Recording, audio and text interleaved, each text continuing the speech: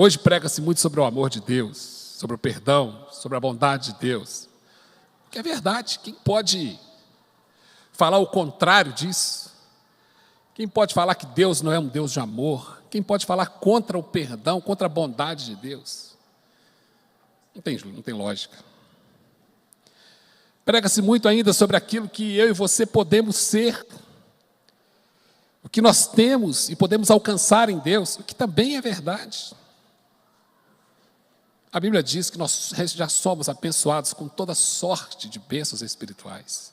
A Bíblia diz que nós somos mais do que vencedores. Então, aquilo que nós temos, aquilo que nós somos em Deus, precisa ser destacado. E a gente tem recebido essas mensagens, isso tem vindo muito nos púlpitos, tem uma verdade que tem sido pregada nos púlpitos. Prega-se muito que Deus é um Deus de cura, é o Deus que pode nos curar, é o Deus que pode nos livrar, é o Deus que pode nos conduzir na nossa caminhada, e isso é uma verdade inquestionável. Que seria de nós se Deus não pudesse nos curar, se Deus não pudesse nos livrar, nos conduzir? Muitas verdades e muitas mensagens verdadeiras têm sido pregadas, mas há uma mensagem que, sob o meu foco de observação, tem sido um pouco que deixada de lado. Não vou dizer que é uma ação voluntária, proposital, mas a minha percepção é que talvez até assim a gente atentar para aquilo que está acontecendo, a gente está deixando de pregar sobre a volta de Cristo. A gente já não fala mais sobre a volta de Cristo. E sabe de uma coisa, irmãos? Ele virá. Ele virá. Afinal, o anseio de todo cristão deve ser esse encontro com o Senhor. A gente pensa assim, quando a gente é adolescente ali, jovem, a gente fica pensando assim, será que eu vou casar? Será que eu vou ter filhos? Não tem nada de errado nisso. E às vezes quando a gente está estudando, a gente começa a pensar assim, será que eu vou me dar bem na profissão que eu escolhi? Será que eu vou ser um bom advogado, um bom médico, um bom professor? E aí no dia do casamento, ao custo da pessoa, será que eu vou ser feliz? Será que eu estou escolhendo a pessoa certa? A nossa vida, a gente vive assim pensando, será que? E eu confesso para os irmãos que eu tenho já há um ano, já há um tempo atrás, o anseio do meu coração é, como vai ser o dia que Cristo vai voltar? Qual vai ser a minha reação quando eu olhar para Ele a primeira vez? Irmãos, nós precisamos de ansiar no bom sentido, não que isso gere uma ansiedade doentia, mas uma ansiedade de querer viver esse momento, de estar próximo de viver esse momento. E o Arthur veio aqui hoje e falou assim, olha, o tempo está findo,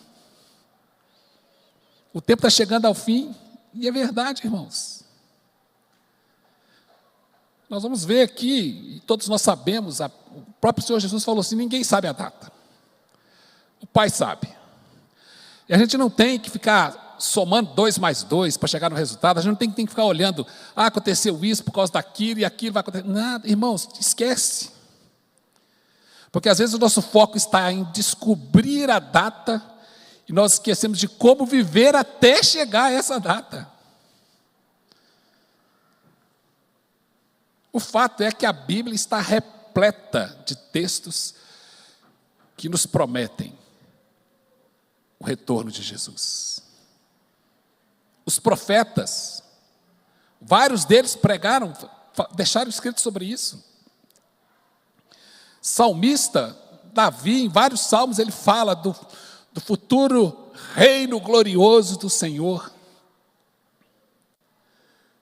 Uma referência direta à segunda vinda de Cristo. O próprio Senhor Jesus, de várias formas, Ele falou sobre a volta dele, sobre o dia em que ele voltaria. Ele falou sobre parábolas, através de parábolas. E uma que a gente lembra sempre, que eu vou citar daqui a pouco, é das 10 virgens. Fique esperta. 5 estavam preparadas e 5 não estavam preparadas. Mas ele também falou direta, explicitamente, para os seus discípulos. Eu vou, mas eu volto. Convém que eu vá, mas um dia eu vou voltar. Os apóstolos também falaram sobre a segunda vinda de Cristo. Paulo, de uma maneira bem destacada, ele fala muito em Tessalonicenses, ele fala para Timóteo. E aí eu fico questionando, se essa é uma mensagem que está muito clara na palavra de Deus, lá em Gênesis, quando o Senhor confronta a serpente, ele fala, vai vir aquele que vai ferir o seu calcanhar. Já estava falando de uma futura vinda de Jesus. Então, se a Bíblia, se a palavra de Deus é tão completa, tão repleta de textos, ou desta mensagem sobre a volta de Cristo, eu me pergunto por que nós esquecemos disso? Por que isso não é uma mensagem recorrente nos púlpitos? Por que essa mensagem é tão ausente nos nossos púlpitos? E vou mais, por que essa mensagem é tão ausente nos nossos devocionais, no nosso dia a dia com o Senhor? Por que essa mensagem é tão ausente nas nossas conversas, quando nós nos encontramos? Não precisa responder, mas pensa aí, qual foi a última vez que você encontrou com algum irmão aqui da igreja que vocês conversaram sobre a volta de Cristo, a vinda de Cristo?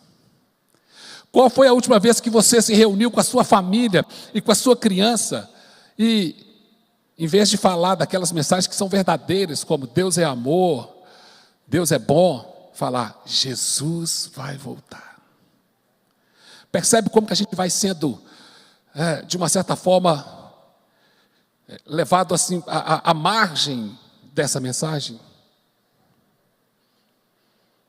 Pais, e aí eu me incluo, a gente precisa voltar a conversar com os nossos filhos a respeito da volta de Jesus. Não é uma conversa que vai trazer um medo, falar, não, mas é uma conversa que vai dar esperança, vai trazer propósito. Eu quero ler alguns textos com os irmãos. 2 Pedro, capítulo 3.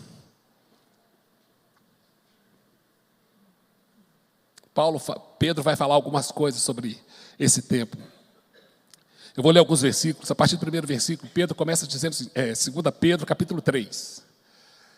Isso. Pedro vai dizendo o seguinte, olha, amados, escrevo-vos agora essa segunda carta, em ambas as quais desperto com exortação o vosso ânimo sincero, para que vos lembreis das palavras que primeiramente foram ditas pelos santos profetas e do mandamento do Senhor e Salvador mediante os vossos apóstolos. Sabendo primeiro isto, e aí ele começa a trazer uma palavra que tem a ver com a volta de Cristo, porque os últimos dias se refere também à volta de Cristo. Nos últimos dias virão escarnecedores, andando segundo as suas próprias concupiscências, segundo as suas próprias paixões. São pessoas que são movidas por suas paixões, não por um propósito, não por uma orientação bíblica, mas por aquilo que eles querem. E eles pregam e trazem um ensinamento baseado, fundamentado naquilo que eles querem alcançar. Não naquilo que a palavra de Deus fala. Não naquilo que a palavra de Deus traz. E sabe o que a Bíblia, e sabe o que Pedro, sabe o que o Espírito Santo através de Pedro diz? São escarnecedores. Não tem propósito divino. Versículo 4. Então, vou ler o 3 novamente. Sabendo primeiro isso, que nos últimos dias virão escarnecedores, andando segundo as suas próprias concupiscências, e dizendo, onde está a promessa da sua vinda? Quem aqui já foi algum dia questionado sobre isso? Ah, mas Jesus vai voltar quando? Tem 2000 anos que estão contando essa história, até hoje não aconteceu. Será que foi para tão longe assim que demora tanto a voltar? Escarnecedores. Não tem propósito de vida. Não vivem, não pregam de acordo com o que a palavra estabelece. Onde está a promessa da sua vida? Porque desde que os pais dormiram, todas as coisas permanecem como desde o princípio da criação. Eles, versículo 5, eles voluntariamente ignoram isto, que pela palavra de Deus, já desde a antiguidade existiram os céus e a terra, que foi tirada da água e no meio da água subsiste. Versículo 8, mas amados, não ignoreis uma coisa, que um dia para o Senhor é como 1000 anos, e 1000 anos como um dia. E olha o que fala o versículo 9. O Senhor não retarda a sua promessa. Não retarda. Diga para o seu irmão do lado. Ele está no tempo de validade. Ele não retarda. Não está atrasado. E diz, olha, o versículo, vamos ler o 9. O Senhor não retarda a sua promessa, ainda que alguns a tenham por tardia, mas Ele é longânimo para convosco, não querendo que alguns se percam, senão que todos venham a arrepender-se. Versículo 10. Mas o dia do Senhor virá. E é tão interessante que o Senhor, a palavra de Deus, ela é muito, muito rica. E ela é colocada, o Espírito Santo teve o cuidado de colocar de um jeito que todos nós podemos entender. Não precisa fazer um curso de teologia para entender quando ele fala assim, olha, mas o dia do Senhor virá como um ladrão de noite, no qual os céus passarão com grande estrondo. Quem aqui sabe que dia que o ladrão vem?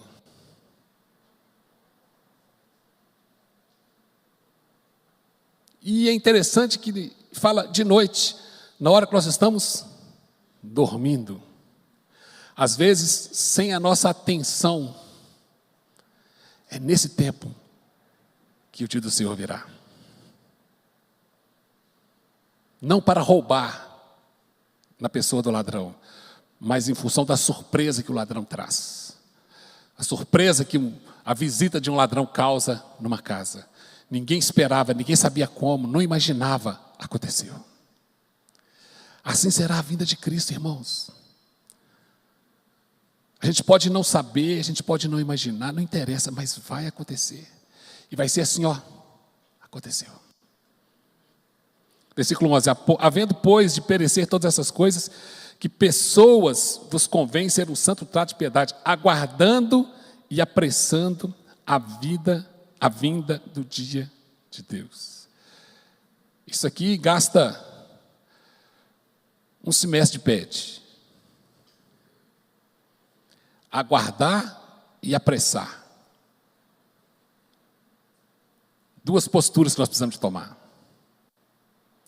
Aguardar, firmado numa promessa. E apressar, vivendo a nossa vida como discípulos, cumprindo a nossa missão. Percebe? Que coisa linda. Vamos abrir agora em Atos, capítulo 1.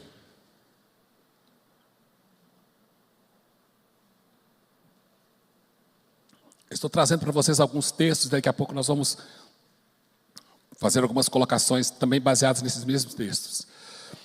Atos capítulo 1, qual é o versículo que todos nós conhecemos em Atos capítulo 1? Atos 1:8, o que é que diz? Mas recebereis poder ao descer sobre vós o Espírito Santo, e sereis minhas testemunhas, tanto em Jerusalém como em toda a Judéia e Samaria. Mas eu quero trazer essa manhã o contexto em que essa promessa do Senhor sobre sermos cheios do Espírito Santo, o contexto em que ela foi inserida. Olha, a partir do versículo 4. E estando com eles, determinou-lhes que não se ausentassem de Jerusalém. Isso é Jesus falando para os seus discípulos. Mas que esperassem a promessa do Pai, que disse ele, de mim ouvistes.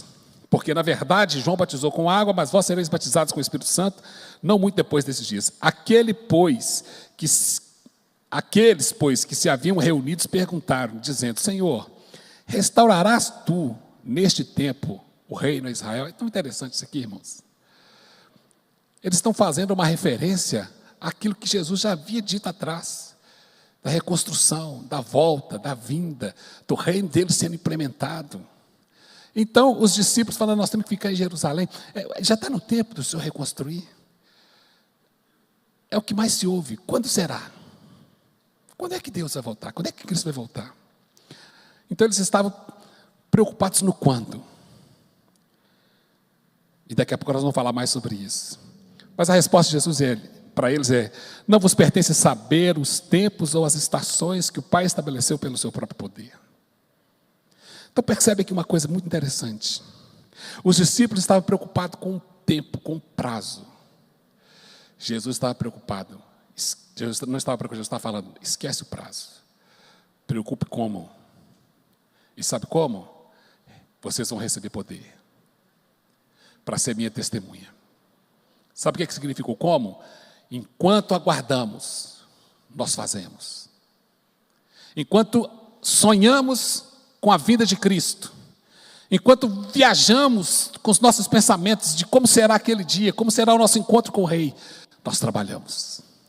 Nós apressamos a sua vinda, cumprindo a nossa missão. Que é isso? Olha que importância você tem em todo esse contexto, em toda essa história. Mas vamos para frente, versículo 9. E quando dizia isso, vendo eles, foi elevado às alturas, e uma nuvem o recebeu, ocultando-o a seus olhos. E estando com os olhos fitos no céu, enquanto ele subia, eis que junto dele se puseram 2 varões vestidos de branco, os quais lhe disseram: varões galileus, por que estáis olhando para o céu?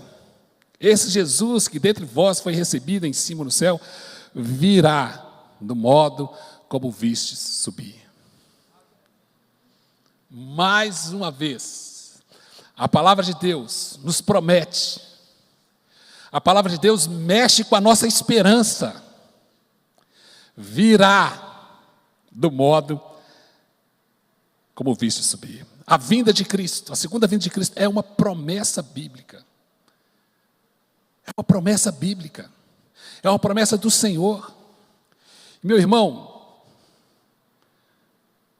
é bom ter juízo e não duvidar disso. É bom ter juízo e não duvidar. Mais um texto. 2 Timóteo 4, versículo 7. Aliás, versículo 8.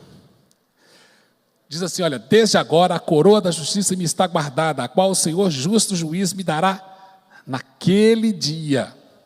Uma referência ao dia que o Senhor voltar. E não somente a mim, mas também a todos que amam a sua vinda. E nós vamos conversar sobre isso daqui a pouco. Nós já falamos sobre aguardar, sobre apressar, e agora tem sobre amar a sua vinda. É muito lindo. Esperar a vinda de Cristo é amar a vinda de Cristo. Esperar implica entender que esta é uma promessa bíblica, e por isso nós esperamos.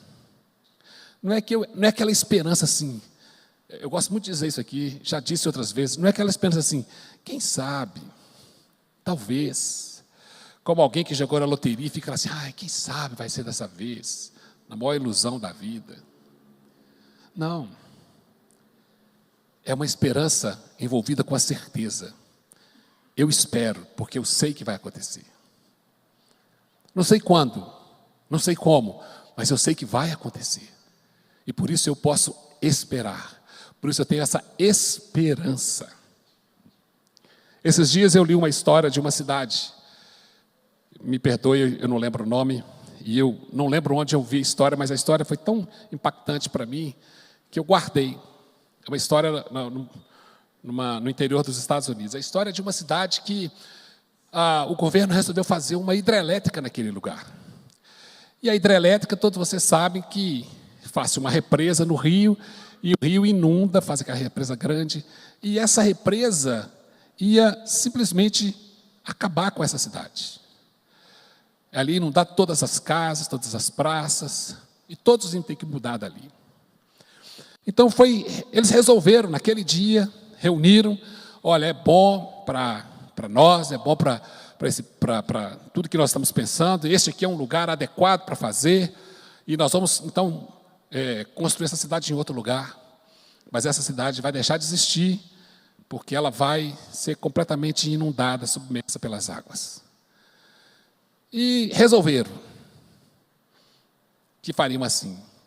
2, 3 anos depois, um homem que era daqueles que havia participado daquele estudo e chegaram àquela conclusão daquela construção, retornou àquela cidade.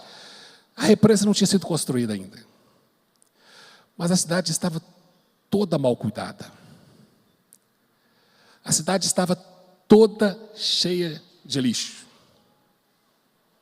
Janelas quebradas, portas quebradas, poucas coisas em funcionamento, mas havia algumas pessoas morando lá ainda.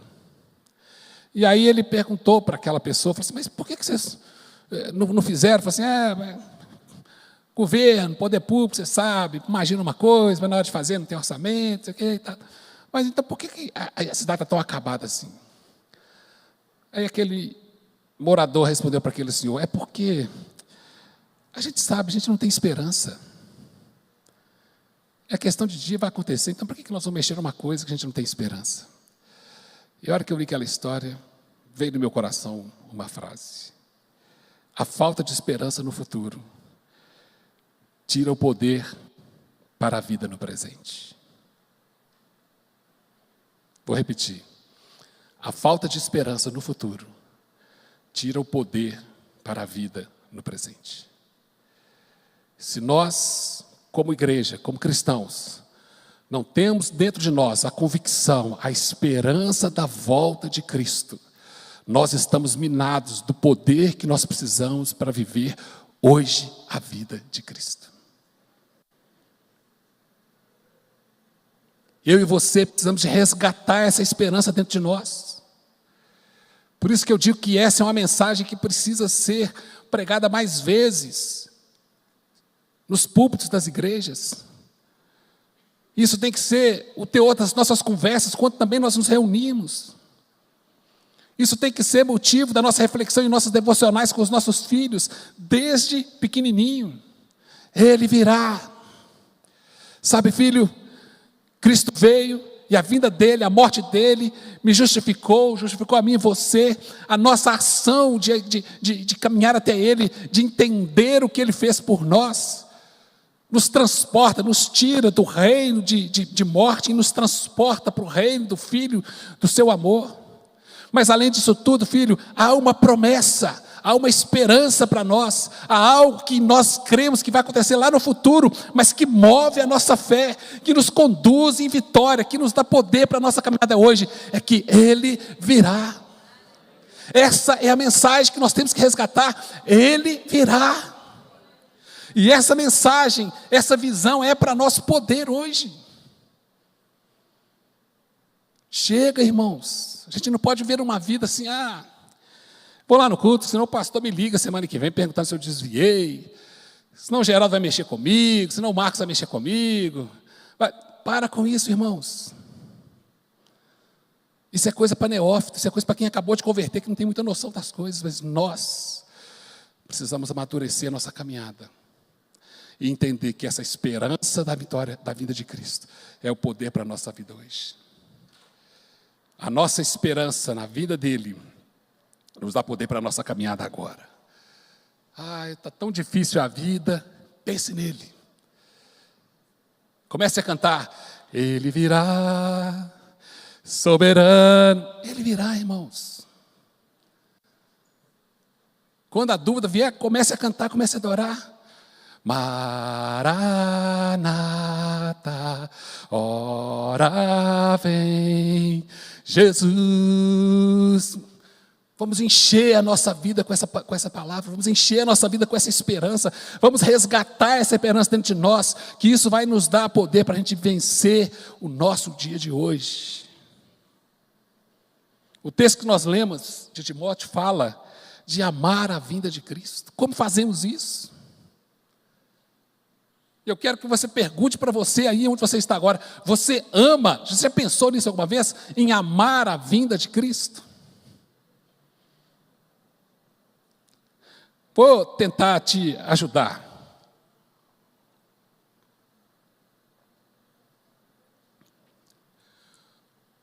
Quando nós amamos alguém, a gente se dedica tanto para aquela pessoa. Se a gente pudesse imaginar o que ela estava querendo naquela hora, do jeito que ela estava querendo, a gente ia lá e fazia.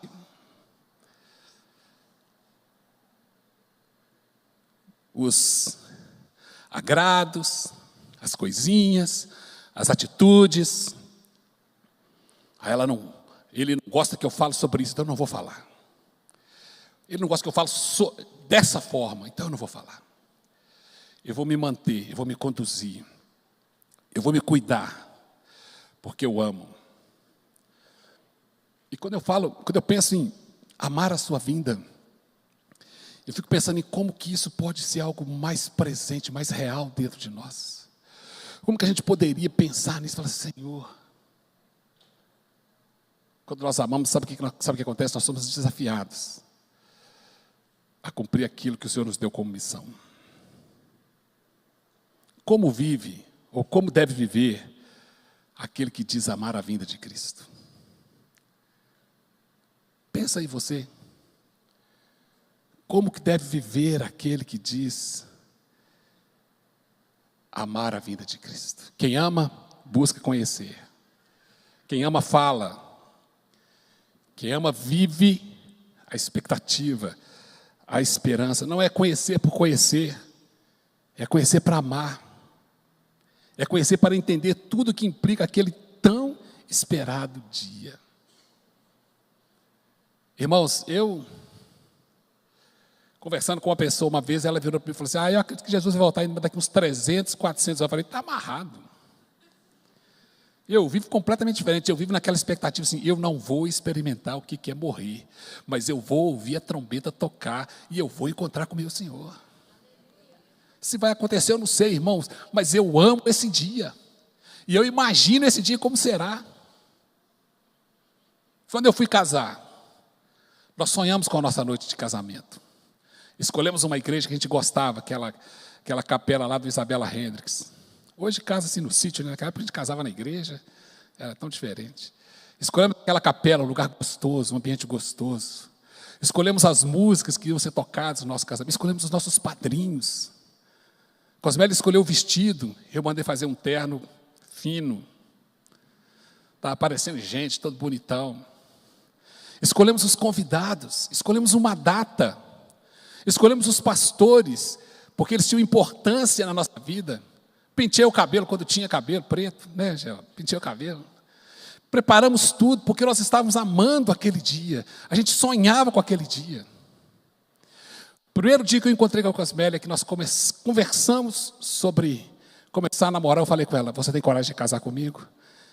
A resposta foi, mas você é tão direto. Eu falei, comigo é assim. Aí, ó, os meninos aí, ó, fica esperto, hein? Eu falei, comigo é assim. Mas a gente tinha um plano, a gente almejava aquele dia. A gente sonhava com aquele dia. A gente sonhava com ela entrando lá na igreja, vindo até o altar, eu indo buscá-la até aquele lugar que a gente... As irmãs aí sabem como é que funciona, os irmãos também. Foi um investimento nosso. E eu fico sonhando com um dia que Cristo vai voltar. E eu fico lendo os textos. Eu fico vendo Apocalipse. Na sua coxa está escrito o quê? Eu quero ler isso, irmãos. Deixa eu ver, Jesus, deixa eu ver. Mostra para mim, deixa eu ver. Eu penso naquele dia, eu amo aquele dia. Se o Senhor vai voltar enquanto eu estou aqui em vida, eu não sei. Mas o meu papel é pensar que vai e viver dessa forma. A gente precisa manter esse foco. E às vezes nós corremos o risco de perdermos o nosso foco, a nossa concentração. Até por questões que são aparentemente boas. Eu me nego a discutir se Cristo vai voltar antes da tribulação, depois da tribulação ou no meio da tribulação. Não me interessa, porque do jeito que acontecer, é a maneira perfeita que Ele estabeleceu, pronto. Eu confio nele, acabou. E agora eu vou ficar gastando meu tempo, não é antes, não é depois. Agora eu descobri que tem uns que acham que é no meio. Daqui a pouco vai um para assim, não, é 25%, não, é 90%. Não me interessa isso, irmãos. Sabe o que é a minha esperança, é a esperança do meu coração, é que Ele virá. E quando Ele vier, eu vou me encontrar com Ele. Essa é a minha certeza, essa é a minha convicção. Então, longe, meu conselho para você, perca tempo discutindo essas teologias que nos levam a lugar nenhum. Levam só os teólogos, nós não. Nós temos que ter em mente o seguinte: Ele vem. Ele vem. Eu queria trazer alguns aspectos dessa vinda. O primeiro aspecto, que o pastor Luciano Subirá fala muito sobre isso, ele fala, é uma vinda literal. Não se trata de uma analogia qualquer, não, é literal, vai acontecer. O texto que nós lemos lá em Atos, quando Jesus estava com os discípulos, ele subiu, os anjos viraram para eles e falaram assim: do mesmo modo como vistes ele subir, ele vai vir. Nós lemos aqui o texto de Atos. Então a vinda dele é literal. Muitos vão tentar tirar o valor disso. Não, preocupa, não. Está longe. Não vai ser assim, não. Ó, esse negócio aí não é desse jeito. Vira para ele e fala assim: afaste-se de mim, Satanás. Tem pacto com você. É uma verdade. Ele virá. O mundo tenta relativizar isso. Eu conheci uma pastora que um dia ela chegou para mim e falou assim, a gente conversando sobre isso, ela falou: eu não quero que Jesus volte agora não, eu tomei um susto. Aí ela falou assim: eu quero conhecer minhas netinhas primeiro, minhas filhas vão casar, eu quero conhecer minhas netinhas. Irmãos, lá em casa nós estamos vivendo um tempo de muita graça. Uma neta é uma coisa muito boa. Quem tem, sabe o que eu estou dizendo. Mas nós amamos muito a nossa netinha Elisa, mas eu amo mais a volta de Jesus. Pode ter certeza disso. E isso não é nenhum demérito para ela. Ela sabe, se não sabe, ela já entende alguma coisa, mas no futuro ela vai entender com uma forma mais completa, que nós a amamos de coração. Mas é uma coisa que é insubstituível, não tem nada neste mundo. Nós amamos a vinda, o dia que Ele vai voltar. Nós amamos o dia que aquela trombeta vai tocar. Como eu posso comparar alguma coisa nesse mundo maior e que possa despertar mais o meu amor, mais o meu desejo do que a vinda de Cristo? Aqueles que relativizam muitas coisas, aqueles que substituem muito, aqueles que acham que não vai acontecer, que já era para ter acontecido, se não aconteceu até hoje. Paulo falava que ele já estava por vir, que viria logo, e já tem 2000 anos que ele falou isso. Não importa, irmãos. Eu não quero ficar preocupado quando vai acontecer, porque os apóstolos, os discípulos perguntaram para Jesus: é agora que que vai vir o rei? E o Senhor falou: não preocupe com isso não. Não preocupe com quando, preocupe como. Enquanto não acontece, viva. Enquanto não acontece, cumpra a missão de Deus. Enquanto não acontece, viva a sua vida como servo. Tem mais de 2000 anos que eles falam nisso, não me interessa. Sabe o que a Bíblia fala? São todos escarnecedores, andando segundo as suas próprias paixões, segundo os seus próprios desejos, segundo a sua própria visão, divorciados de uma visão bíblica, divorciados de uma visão de Deus. E nós corremos o risco de sermos assim, de sermos alcançados por isso. Porque essas ideologias, esses ensinos errados, isso tem um poder de conquistar o coração da gente, que é uma coisa absurda. A hora que a gente assusta, nós estamos envolvidos já com tudo isso. Atos 1:11 que nós lemos diz que Ele virá. Do mesmo modo que os discípulos viram Ele subir, Ele virá. E isso vai acontecer literalmente. Literalmente. Zacarias capítulo 14, versículo 4 diz o seguinte: e naquele dia, mais uma vez, naquele dia, fazendo referência ao dia da volta de Jesus, estarão os seus pés sobre o Monte das Oliveiras. Quando os discípulos viram Jesus subir, eles estavam no Monte das Oliveiras. Olha, que coisa, né? Estarão os seus pés sobre os Montes das Oliveiras, que está defronte de Jerusalém para o Oriente, e o Monte das Oliveiras será fendido pelo meio, para o Oriente e para o Ocidente, e haverá um vale muito grande, e metade do monte se apartará para o norte, e a outra metade para o sul. Naquele dia, no dia da vinda de Jesus, lá no Monte das Oliveiras, e Atos depois vai dizer: do mesmo modo, Nós estamos aqui no Monte das Oliveiras, do mesmo modo que vocês viram subir, Ele também vai descer. Como foi físico e literal lá em Atos, será físico e literal na próxima vinda dele. Que coisa linda. Apocalipse capítulo 19. Ai, gente, que texto. E quando eu falei daqueles que citaram sobre Cristo, sobre a volta de Cristo, eu esqueci de falar de João em Apocalipse, né? Praticamente o livro todo, né? Olha o que ele diz: e vi o céu aberto e eis um cavalo branco. Irmãos, você agora é um roteirista. Sabe o que é um roteirista? Aquele que escreve, que imagina os filmes, as séries. Você agora é um roteirista. Então eu vou te dando os passos para você imaginar e criar isso aí na sua mente. Olha, vi o céu aberto e eis um cavalo branco. Imagina isso aí, irmãos. O que estava sentado sobre ele chama-se Fiel e Verdadeiro, e julga e peleja com justiça. E os seus olhos eram como chama de fogo, e sobre a sua cabeça havia muitos diademas, e tinha um nome escrito que ninguém sabia senão ele mesmo. E estava vestido de uma veste salpicada de sangue, e o nome pelo qual se chama é a palavra de Deus. Versículo 14. E seguiram os exércitos que há no céu em cavalos brancos e vestidos de linho fino, branco e puro.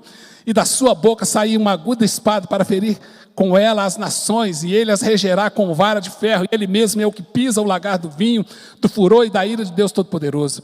E na veste e na sua coxa tem escrito este nome: Rei dos Reis e Senhor dos Senhores. João está falando daquele que virá. João está falando do nosso Senhor que está lá. João está falando do nosso Senhor que disse que foi preparar o lugar para a gente. Ele virá, e isso é literal. O texto, se você continuar lendo, ele continua descrevendo Jesus Cristo, o Senhor Jesus Cristo, quando da sua futura vinda. Amós capítulo 4, versículo 12. O texto diz assim: portanto, assim te farei, ó Israel, e que por isso te farei, prepara-te para encontrares com o Senhor teu Deus. Esses dias eu ouvi o Luiz Saião, que é um teólogo, ele dizia uma semelhança aqui, ele falando muitas coisas, mas uma coisa ele falou da semelhança de Israel com o povo cristão. Todos esperam a volta de Cristo. Israel espera a primeira vinda até hoje. Esperamos a segunda vinda. Mas o ponto comum é que nós esperamos que Cristo venha. Charles Spurgeon, que é conhecido como o príncipe dos pregadores, ele comentando sobre esse texto de Amós 4,12, ele diz o seguinte: olha, há um encontro. Ele é inevitável. Queira você ou não queira você. Não depende de se eu vou querer ou não. Haverá esse encontro e ele será inevitável. Eu nunca criei em Jesus, problema seu, mas você vai encontrar com ele como um incrédulo. Eu sempre fui crente, mas eu fui aquele crente meia bomba. Problema seu, irmão. Você vai chegar lá com meia bomba, mas ele não vai te tratar dessa forma, ele vai te tratar com justiça.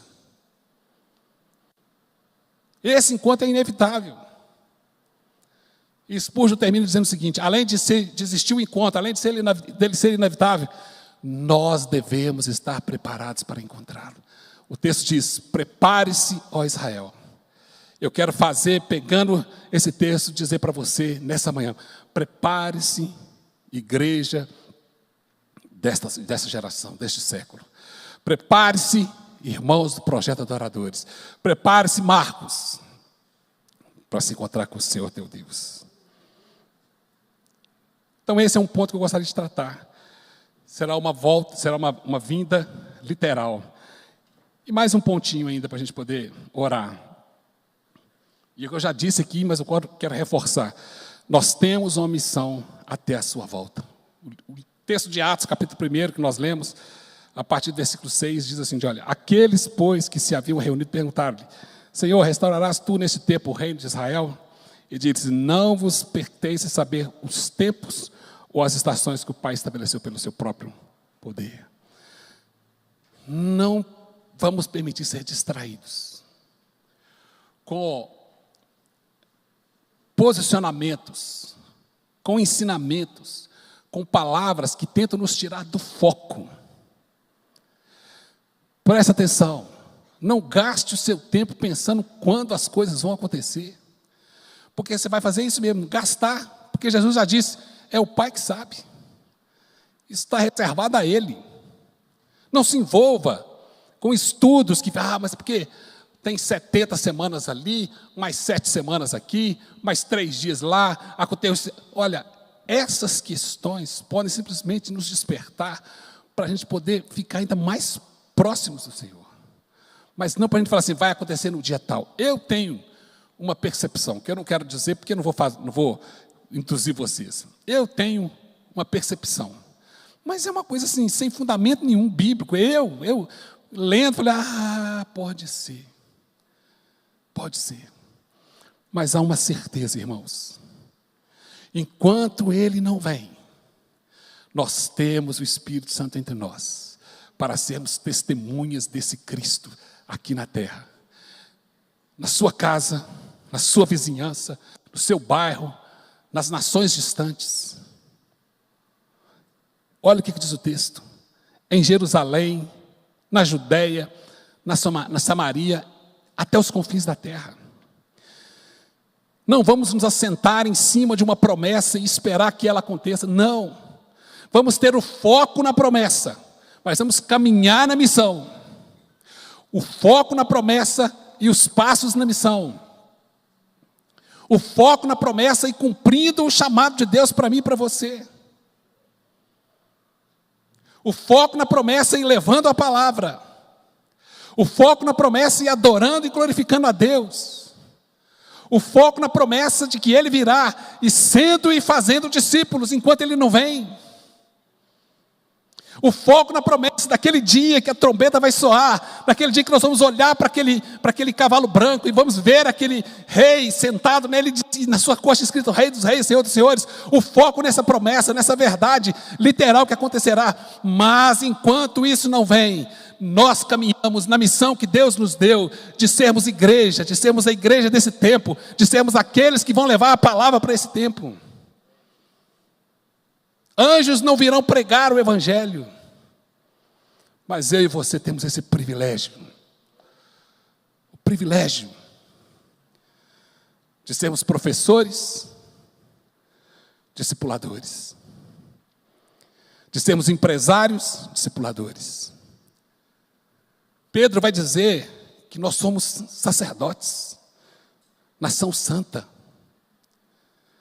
E eu estou dizendo para você nessa manhã, meu irmão, Deus te chamou para ser um sacerdote vendedor. Deus te chamou para ser uma dona de casa sacerdote. Deus te chamou para ser um empresário sacerdote. Deus te chamou para ser um sacerdote professor. Deus te chamou para ser um sacerdote médico. Deus me chamou e alguns outros aqui para sermos sacerdotes advogados.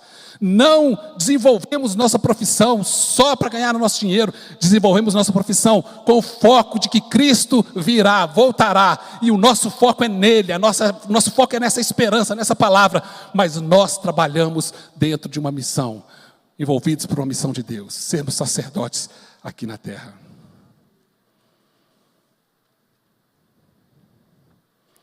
Nossa missão não é saber quando Ele vai voltar, mas sim para vivermos prontos para quando Ele voltar. Mateus 24, 42 vai dizer assim, olha, vigiai, pois, porque não sabeis a que hora há de vir o vosso Senhor. Mas considerai isso, se o pai de família soubesse a que vigília da noite havia de vir o ladrão, mais uma vez, vigiaria e não deixaria que fosse arrombada a sua casa. Por isso estáis vós apercebidos também, porque o Filho do Homem há de vir a hora em que não penseis. Eu fico imaginando essas pessoas que ficam fazendo contas, vai ser no dia tal. E nós já vimos isso, né? Jesus vai voltar no dia 31 de fevereiro. Vou falar um aqui porque ninguém nunca falou esse dia, então para ninguém achar que eu estou criticando alguém que tenha falado. Que não existe 31 de fevereiro, né, irmãos? Vocês estão ligados, né? Jesus vai voltar no dia 31 de fevereiro. Aí chega o dia 31 de fevereiro e não acontece nada. Eu fico pensando nessas pessoas que estabeleceram datas, depois não aconteceu. Que frustração. Aí tem que arranjar uma desculpa para o público e tudo mais. A ordem do Senhor, que nós lemos lá em Amós, é que a gente tem que estar preparado para quando acontecer. Mateus capítulo 24, ainda, agora os versículos 37 e 39, há uma colocação muito interessante do próprio Senhor Jesus. Ele diz o seguinte: olha, e como foi nos dias de Noé. Quando o Senhor está falando isso, ele está fazendo uma comparação, ele está traçando um paralelo. Fala, olha para Noé, e agora chega esse dia, o dia que Jesus vai voltar, e aparelha aqui, como foi com Noé, assim será também a vinda do Filho do Homem. Porquanto, assim como nos dias anteriores ao dilúvio, comiam, vê se tem alguma semelhança, irmãos, comiam, bebiam, casavam-se e davam-se em casamento, até o dia em que Noé entrou à arca. E não perceberam até que veio o dilúvio e os levou a todos. Assim será também a vinda do Filho do Homem. Uma pergunta, você sabe me dizer qual foi a data que o Senhor marcou para começar o dilúvio?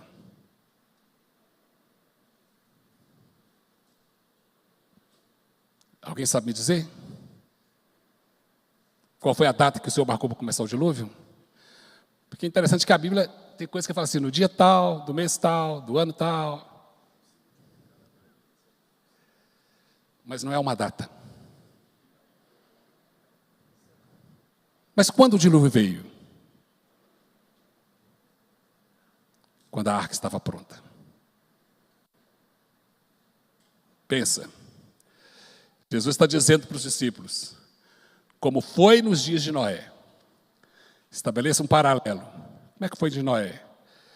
O Senhor mandou que ele fizesse. Ele fez. O Senhor manda que a gente cumpra a missão. Nós temos que cumprir a missão. Noé cumpriu a sua missão. Terminou a arca. O dilúvio veio.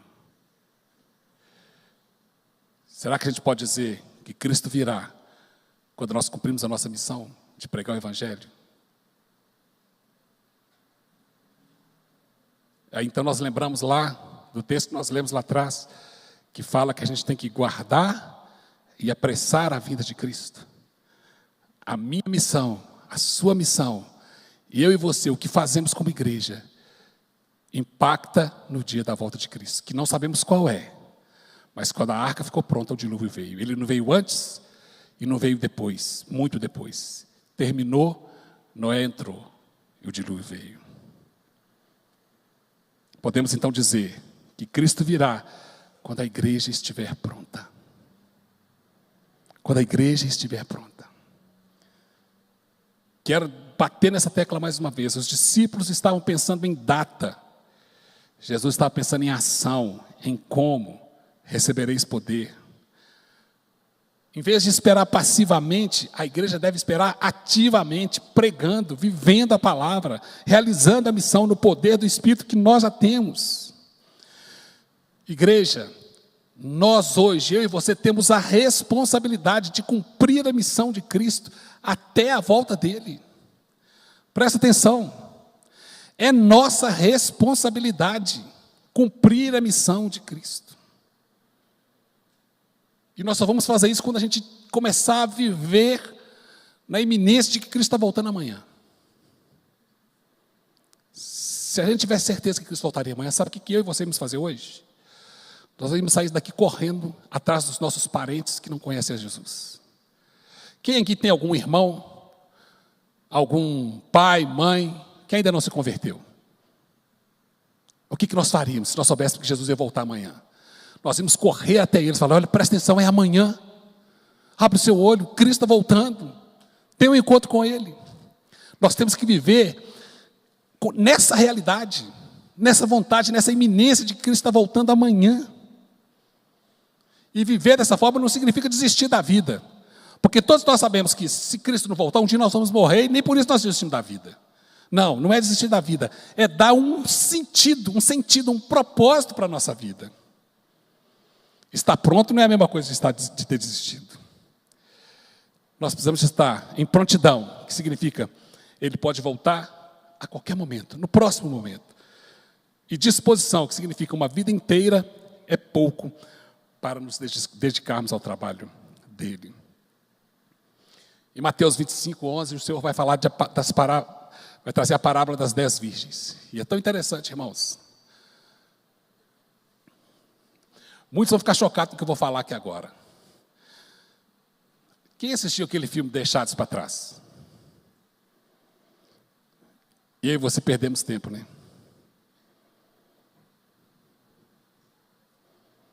Porque lá dá tudo a entender que vai ter uma segunda chancezinha e tal.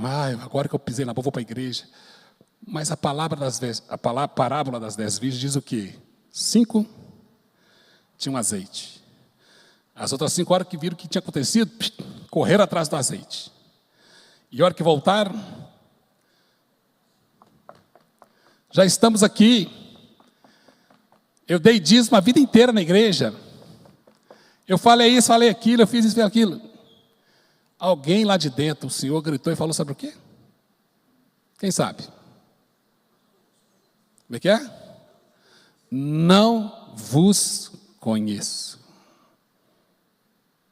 Não vos conheço. Irmãos, o nosso papel é até o dia que Cristo voltar. Depois, não vos conheço. Para aqueles que não cumpriram a missão, para aqueles que não se encontraram com o Senhor. A vinda de Cristo implica em arrependimento. Nós precisamos ser achados entre aqueles que se arrependeram da sua condição de pecadores e de uma forma se entregaram ao Senhor, foram alcançados por Ele, entenderam o que Cristo fez. Presta atenção, queridos, entenda o que eu vou dizer para você agora. Não me importa se você é frequente na nossa congregação, não me importa. E olha que eu gosto tanto de você. Se tem um lugar que eu amo estar, um dos lugares que eu amo estar é esse lugar. Se tem uma coisa que eu amo fazer é estar aqui na frente e olhando e vendo a igreja assim. E cada rostinho novo. Vocês conhecem o César? Fica em pé aí, César, por favor. O César tem 1 ano, César, vocês estão aqui, sua família? Maura também, fica em pé, por favor, Maura, a esposa dele. Tem 7 meses. Semana passada você sentou ali, César. Foi? Todos os dias eu chego, olho para trás, o César chegou. O César não está aqui hoje. Eu amo viver a igreja, irmãos. Aí eu olhei e falei, ele está sentado do lado de lá. Obrigado, querido. Nath, fica em pé, Nath. A Nath me chama de Tio Marquinhos. Aí eu viro para ela e falo assim, Nath, você está sumida. Tem muito tempo que você não vem. O que está acontecendo? Eu amo estar aqui, olhar e ver a Nath. E poderia dizer isso de vários irmãos. O Vaguinho falta um domingo, meio-dia chega a mensagem, está desviando? Já manda a mensagem, está desviando? O que está acontecendo? E já tem um hoje que eu vou mandar, que é o 3º domingo que ele não vem. Não vou falar aqui não, porque eu não quero queimar o filme do irmão, mas é o 3º domingo que ele não vem. Se você está assistindo, você vai receber mensagem, você sabe que eu estou falando de você. Eu amo igreja, irmãos. Eu amo igreja.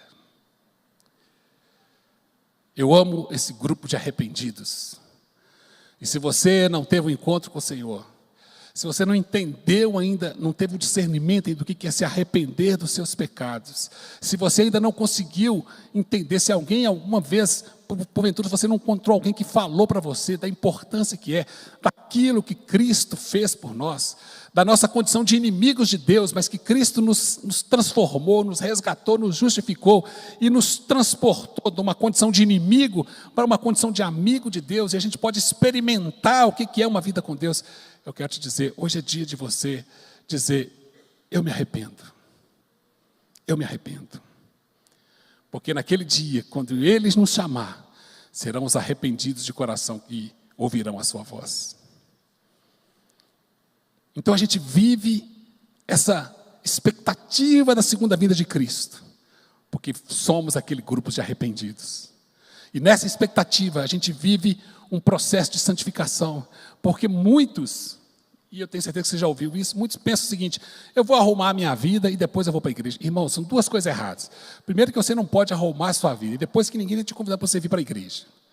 O que eu estou dizendo é, tenha um encontro com Cristo, e que você vai ser inserido no corpo dele, para comunhão, como eu mostrei aqui. E nesse corpo, e sendo essa inserção no corpo, nos faz fazer parte da igreja dele. Percebe?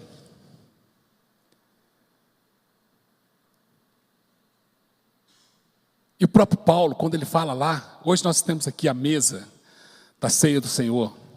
Paulo em Coríntios, 1 Coríntios 11, quando ele fala da ceia, quando ele orienta sobre a ceia, ele diz o seguinte, olha, que todas as vezes que o comerdes e o beberdes, o cálice, anunciai a morte do Senhor até que ele venha. Custou a sair, mas saiu o versículo. A ceia nos remete à vinda de Cristo, até que ele venha. Participamos dessa ceia porque foi uma ordem dele, dizendo, participem, façam isso, todas as vezes que vocês se reunirem, façam isso.